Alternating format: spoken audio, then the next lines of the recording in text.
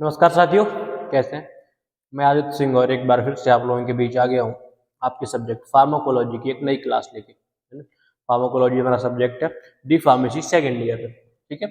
Last lecture में हमने जो पढ़ा, है ना, सिंपैथोलिटिक एजेंट्स के बारे में पढ़ा था। उसके बाद हम लोग या फिर हमारा नया टॉपिक है न्यूरोमस्कुलर ब्लॉकिंग एजेंट्स, ठीक है। तो neuromuscular blocking agents are basically smooth मतलब मसल रिलैक्सेंट्स होते हैं, ठीक है। इनका मेन जो फंक्शन है वो है मसल्स को रिलैक्स करना, ठीक है। जब भी हमें जरूरत हो तो इनका यूज करके, है ना, इनको एडमिनिस्टर करके हम कहीं की भी मसल्स को क्या कर सकते हैं, रिलैक्स कर सकते हैं, ठीक है। अच्छा, ये बेसिकली एसिटिल कोलाइन के फंक्शन को मिमिक करते हैं, है ना, उनकी नकल करते हैं। एसिटिल कोलाइन मैंने बताया था कि मेन न्यूरोट्रांसमीटर होता है हमारी बॉडी में, ठीक है। न्यूरोट्रांसमीटर्स के बारे में हम जो हमारी इंट्रोडक्टरी क्लास थी ना, उसमें हम लोगों ने काफी कुछ जाना था, है ना। Autonomic ganglia, synaptic cleft neurons वगैरह जो भी था, एक्शन पोटेंशियल, बहुत सारे टर्म्स आए थे ऐसे जो मैंने समझाए थे एक एक करके, ठीक है। तो एसिटिल कोलाइन के फंक्शन को मिमिक करते हैं, है ना। और बेसिकली ये लोग करते क्या है कि जो साइनेप्स है, साइनेप्टिक क्लेफ्ट है, मतलब पोस्ट साइनेप्स में जाके इनहिबिट कर देते हैं किसको, एसिटिल कोलाइन को। कैसे इनहिबिट कर देते हैं, जाके खुद एसिटिल कोलाइन की जगह पे बैठ जाते हैं, है ना। तो वो उसका फंक्शन इनहिबिट हो जाता है, बेसिकली रिसेप्टर्स फिर बाइंड हो नहीं पाएगा एसिटिल कोलाइन, है ना। और एसिटिल कोलाइन की जगह ये एजेंट्स जाके बाइंड हो जाएंगे और पैरालिसिस ऑफ मसल्स हो जाएगा, ठीक है। बेसिकली मसल को ये लोग पैरालाइज कर देंगे, ठीक है। अच्छा, इनकी डेफिनेशन क्या है? Neuromuscular agents are primarily used in conjunction with anesthetics to provide muscle relaxation for surgery। तो न्यूरोमस्कुलर एजेंट्स ऐसे एजेंट्स हैं, ऐसे ड्रग्स हैं, ऐसे मेडिकेशंस हैं जिनका यूज हम लोग एनेस्थेटिक्स के साथ, अब एनेस्थेटिक्स का काम है पता है, एनेस्थीसिया काम पता है, सर्जरी या अदर प्रोसीजर्स के दौरान जो पेन वगैरह होता है उसको अवॉइड करने के लिए क्या करते हैं हम लोग, एनेस्थीसिया दे देते हैं, है ना। तो उस टाइम पे एनेस्थेटिक्स के साथ हम लोग न्यूरोमस्कुलर ब्लॉकिंग एजेंट्स एडमिनिस्टर कर सकते हैं। इससे जो मसल्स होंगी, जिस भी पार्ट की सर्जरी होना है और समथिंग, वो बेसिकली क्या होगा, उनका वो रिलैक्स हो जाएंगे, मतलब फ्री हो जाएंगे, उनका जो स्पाज्म होगा, जो कॉन्ट्रैक्शन होगा वो खत्म हो जाएगा। अच्छा, इनका जो उपयोग है वो एंडोट्रैकियल इंट्यूबेशन के लिए भी होता है ना। जो हमारा ट्रैकिया है इसके, अच्छा, एंडोट्रैकियल इंट्यूबेशन क्या है, हमारा ट्रैकिया है, ठीक है। ट्रैकिया में एक पाइप डाला जाता है, ठीक है, टू रिलैक्स द मसल्स, ठीक है। तो उसको हम लोग बोलते हैं एंडोट्रैकियल इंट्यूबेशन, ठीक है। तो उसके लिए भी हमारे जो लैरिंक्स है, जो ग्रास नली है, उसके द्वारा डाला जाता है, ठीक है। अच्छा, अब क्लासिफिकेशन देख लेते हैं। क्लासिफिकेशन बेसिकली दो टाइप के हो सकते हैं ये, पेरिफेरली एक्टिंग और सेंट्रली एक्टिंग, पेरिफेरली और सेंट्रली। अच्छा, पेरिफेरली में तीन टाइप्स हो सकते हैं, नॉन पोलराइजिंग, डीपोलराइजिंग और डायरेक्ट एक्टिंग। अच्छा, ये बेसिकली एक ही क्लास है और ये अलग है, ठीक है।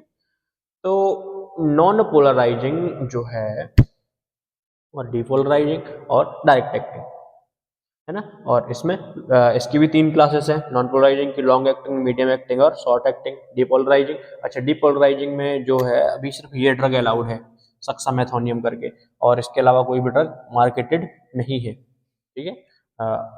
और ये डायरेक्ट एक्टिंग है, डायरेक्ट एक्टिंग में क्विनाइन, डेंटोलाइन, सोडियम। और डीपोलराइजिंग में आएगा आपका सक्सामेथोनियम, डीकेमेथोनियम, ठीक है। और नॉन पोलराइजिंग में तीन क्लासेस हैं, डिपेंडिंग अपॉन देयर ड्यूरेशन, मतलब वो कितनी देर के लिए काम करेंगी। जो लंबे टाइम के लिए काम करती हैं उसमें आएगी आपकी डॉक्साक्यूरियम, पिपेक्यूरियम और नॉन क्यूरोनियम। फिर मीडियम ड्यूरेशन वाली जो है उसमें आएगी वेक्यूरोनियम, एट्राक्यूरियम और रैपाक्यूरोनियम। अच्छा, शॉर्ट एक्टिव में मीवाक्यूरियम, ठीक है। डीपोलराइजिंग बेसिकली क्या करते हैं कि फंक्शन कम कर देते हैं, किसका, न्यूरॉन्स को सप्रेस कर देते हैं, ठीक है। फिर आ जाओ सेंट्रली एक्टिंग पे। सेंट्रली एक्टिंग में सबसे पहले mephenesin congeners. Mephenesin congeners are class of drugs which are generally used to treat the Parkinson's disease. Mephenesin congeners ऐसे एक क्लास ऑफ ड्रग है जिसका हम लोग उपयोग करते हैं। पार्किंसन डिजीज के बारे में सुना होगा, मैंने बताया भी है। ऐसी डिजीज है धीरे धीरे इंसान की मेमोरी लॉस या फिर उसके सेंसेस का लॉस हो जाता है, मतलब वो बुद्धि की कमी होने लगती है धीरे धीरे, ठीक है। फिर बेंजोडाइजेपाइन से, बेंजोडाइजेपाइन हम लोग जनरली बेंजोस भी बोलते हैं, और कह सकते हैं कि इसका तो स्पाज्म में, एंजाइटी में, सीजोर्स में, यानी दौरे जब आते हैं इसका तो बहुत जगह यूज होता है। फिर गावा डेरिवेटिव्स हैं, गावा यानी gamma amino butyric acid derivative, gamma amino butyric acid derivatives हैं ये, ठीक है। इसमें बैक्लोफेन है। फिर सेंट्रल अल्फा 2 एगोनिस्ट है, ठीक है।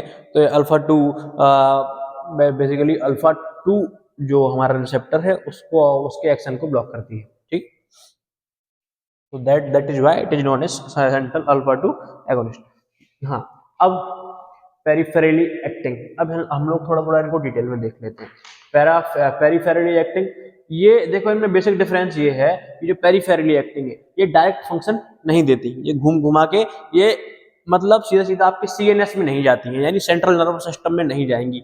और जो डायरेक्ट जो सेंट्रली एक्टिंग है ये सीएनएस में जाके सीधा न्यूरॉन्स के फंक्शन को डिसेबल कर देंगी। जबकि ये लोग क्या करेंगी, ये लोग डायरेक्ट सीएनएस में नहीं जाएंगी, काम वही करेंगी, न्यूरॉन्स के फंक्शन को ही डिसेबल कर रही है, लेकिन ये लोग क्या करेंगी, एसिटिलकोलाइन से जाके बाइंड हो जाएंगी, है ना, सॉरी हाँ, एसिटिलकोलाइन का काम खत्म कर देंगे, उसे ब्लॉक कर देंगे, उसके रिसेप्टर्स पे जाके खुद बाइंड हो जाएंगी, है ना, इस तरीके से। तो peripherally acting muscle relaxants do not enter the CNS, do not enter the CNS, यानी ये सेंट्रल नर्वस सिस्टम के अंदर प्रवेश नहीं करती हैं, है ना। और मसल रिलैक्सेशन कैसे करती है, by blocking the neuromuscular junction और by directly acting on the muscles. तो ये न्यूरोमस्कुलर जंक्शन को जाके ब्लॉक कर देती हैं, है ना, यानी वहां पे जो न्यूरॉन आना होगा, जो न्यूरोट्रांसमीटर आना होगा उसको ब्लॉक करेंगे। कैसे, उसकी जगह पे खुद बैठ जाएंगी, तो वो उसके लिए फिर जगह ही नहीं बची। मान लो 4 कुर्सियां हैं, 4 कुर्सी में जाके कोई बैठ गया, फिर जगह ही नहीं बची। वहां से न्यूरोट्रांसमीटर आया, उसने देखा जगह भरी हुई है, वो तो फिर बैठ ही नहीं पाएगा, है ना। या फिर खुद ही जाके मसल्स पे डायरेक्ट एक्टिंग, मतलब डायरेक्ट खुद जाके काम कर सकती है। अच्छा, जब हम बहुत लंबे टाइम तक क्या न्यूरोमस्कुलर ब्लॉकिंग एजेंट्स लेते रहेंगे जो पेरिफेरली एक्टिंग है, तो क्या क्या हमें साइड इफेक्ट देखने मिलेंगे, ब्लड प्रेशर बढ़ने लगेगा, अस्थमा होने लगेगा, खुजली होने लगेगी, है ना, और सलाइवेशन ज्यादा हो जाएगा, यानी मुंह में सलाइवा जो है वो ज्यादा बढ़ने लगेगा, है ना। आंखें एकदम बड़ी, उनमें दबाव बनता रहेगा, सांस लेने में दिक्कत होगी, जो हमारी कंकाल वाली जो मांसपेशियां होती हैं वो बड़ी वीकनेस हो आ जाएगी उन। अच्छा, अब सेंट्रली एक्टिंग है। सेंट्रली एक्टिंग ऐसी क्लास ऑफ ड्रग है जो डायरेक्टली न्यूरॉन की जो एक्टिविटी है उसको कम कर देती है और सीधा सीधा उसकी मसल्स को, जो मसल्स का जो खिंचाव है, टेंशन है, स्पाज्म है, वो खत्म कर देती है।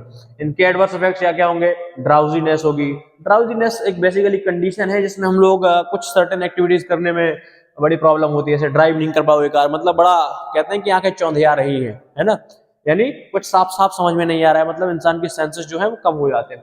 डिजीनेस यानी बीमार बीमार महसूस करेगा इंसान, हेडेक होगा, मुंह सूखने लगेगा, ब्लड विजन धुंधला दिखाई देने लगेगा, बेहोश होगा इंसान। और लिवर डैमेज तो एक ऐसा एडवर्स इफेक्ट जो मोस्ट ऑफ द ड्रग्स के साथ होता ही है, यानी लिवर को डैमेज तो बहुत सारे ड्रग्स करती ही है।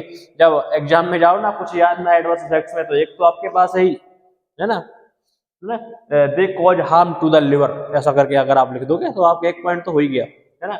जनरली 5 एडवर्स इफेक्ट्स लिखने होते हैं, मैंने तो ज्यादा दिए, शायद 7 हैं, हाँ, ठीक है। So that's it for the today's class, see you in the next one, thank you.